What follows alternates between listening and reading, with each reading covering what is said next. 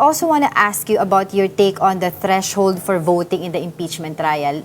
Ang laki pong diskusyon yan. No? Ang laki pong mga legal luminaries ang nagdiskusyon, sinasabi sa konstitusyon, kailangan 2/3, that is not variable. Pero pagdating po doon sa would they allow itong mga senador na wala dito sa plenaryo dahil for some different reasons, isa po ay nagtatago sa batas, yung isa ay may kaso, and iba pa pong mga dahilan.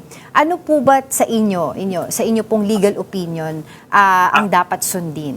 Ang personal ko po ay susundan ko lamang ang nakalagay sa saligang batas. Babanggitin ko po sa inyo, it's Article 11, Section 6, Section 3, Paragraph 6 ng ating saligang batas. Nakalagay doon, concurrence of what? Of all the members, 2/3 concurrence. So, ibig sabihin may affirmative na boto ng 16. Yun ang kailangan. So, let us paint the picture na wala na yung dalawa. Mabawasan pa yan ng dalawa pa. Sabihin mo na, 20. Hindi. This is, ano pa rin lang po yan, this is maliban lamang, yun nga yung legal question na palagay ko na tinututukan mo ngayon, maliban lamang kung sila ay nag-resign, sila ay natanggal. Kaya nga meron dinidiscuss ng mga fugitive disentitlement, nakita mo. Ngayon, akong tatanungin kasi dyan, I follow the Constitution if you believe that your position is defensible. You could advance your position, magaling dalhin nyo sa Korte Suprema. Kasi alam nyo, kaya ako ganito, the numbers there is not subject to the whim of the drafters. It's not subject to the whim of the drafters. That was carefully thought of because that maintains constitutional balance. That maintains institutional stability. Remember, you will be removing, as we have said, part of this is also a political process. So the framers were very careful that it will not be weaponized. Because if it was just a majority, ang dali mo tanggalin eh. Patapos binoto, tanggalin mo, majority, kami malakas eh. Diba?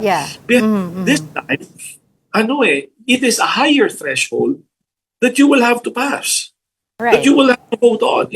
So sa aking pananaw, number one, sa akin ay 16. Okay, sa aking pananaw. Ayaw doon sa konstitusyon.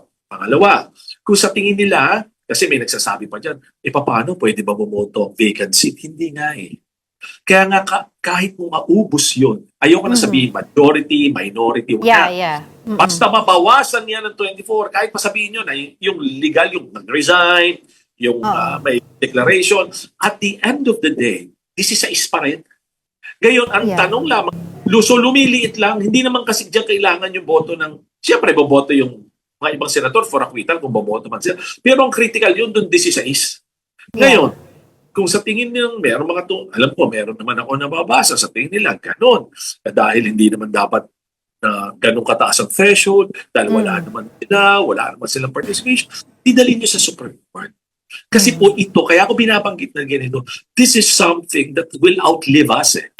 This provision is something that will outlive us unless become precedent. Unless amended. This Constitution is amended. Beyond our lifetime, ganyan. Gusto ba natin ganyan?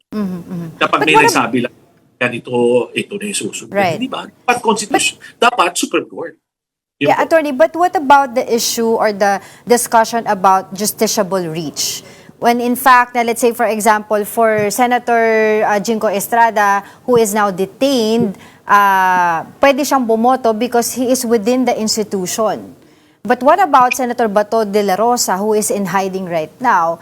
So parang kumbaga pwede na siyang i-omit doon sa listahan ng 24 senators because we don't know where he is. Kaya sinabi ko this discussion will not end.